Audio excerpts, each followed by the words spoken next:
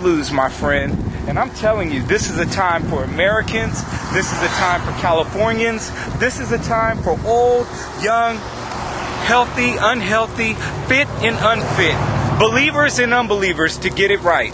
This is a time for people to take a look at their lives and see that their lives have been nothing but debris. When you got a generation of kids doing drugs, a generation of kids hurting with no answers, nobody to teach them anything. I'm telling you right now, you need to start waking up, America. You need to start paying attention and repenting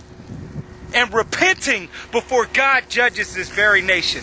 Because believe me, God is going to judge this nation. But what side are you going to be on when he judges? What side are you going to be on when he starts lashing out his judgments? Or is he going to prolong his judgments? Or is he going to spare his judgments because the people turn away? And this is a clear example, once again, another show where God allowed us to use an example to teach his people and the people that are not even belonging to him to turn and go down the right path. Go down the right roads. Start laying out some example for these kids. You know, I mean, how many fires are there going to be tonight because some kids were high and drunk and they were under influence. They didn't have anybody speaking in their lives, warning them. You know, like these kids racing right here. How many people how many kids, how many? Fire after fire. Fire after fire. How many fires is it going to be tonight because some teenagers got high and rolled their car, flipped their car, wrecked their car, lost a leg because they were under the influence, because they were getting high, they were getting drunk, and they didn't think.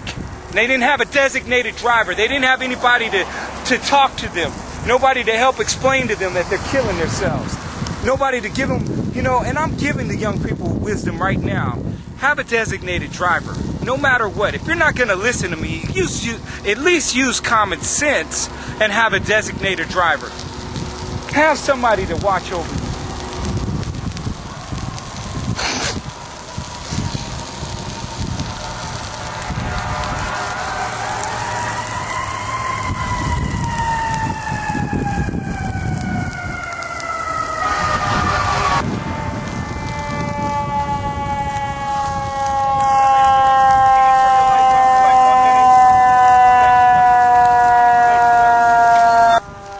And I'm speaking in love to the whole communities in California, letting you know that this is a time for America.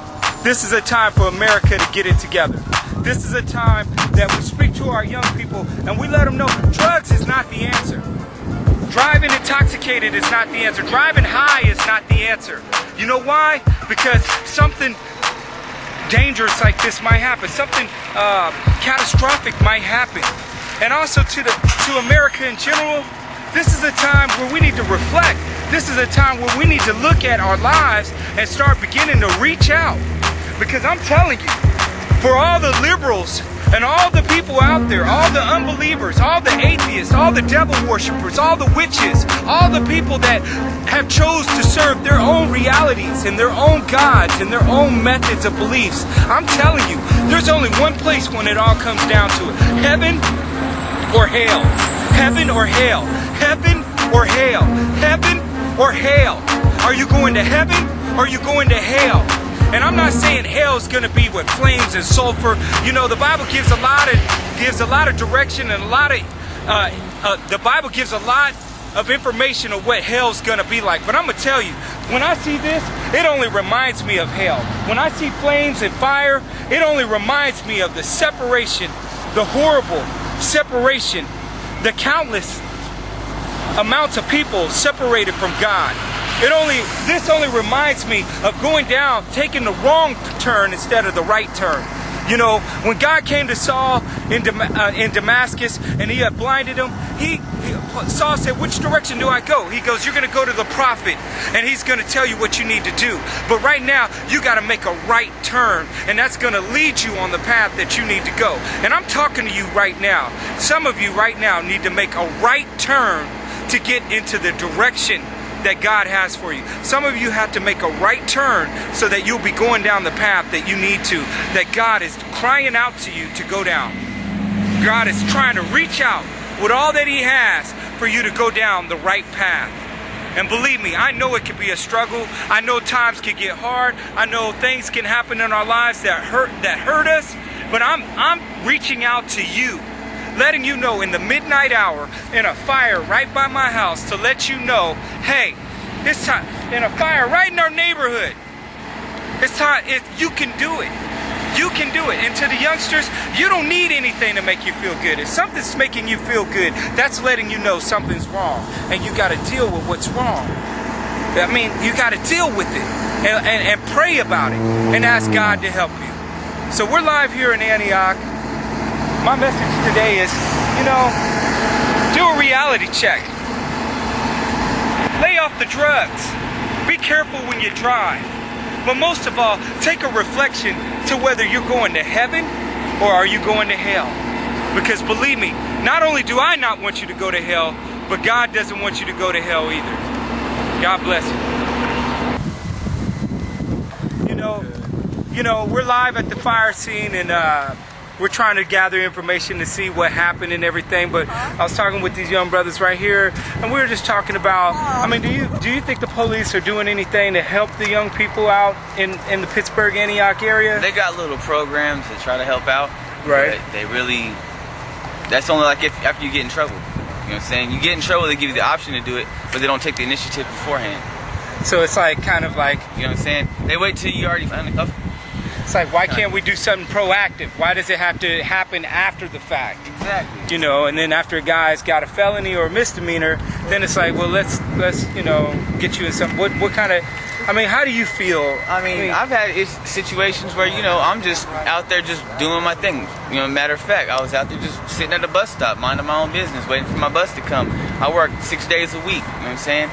And they ran up on me because I was wearing too much of one color. Who, the police? Uh-huh. And they just had to cuff me, sit there and run my name and everything like that. And I mean, I really wasn't offended because it's been happening to me since I was 16. So I'm just like, you know, whatever.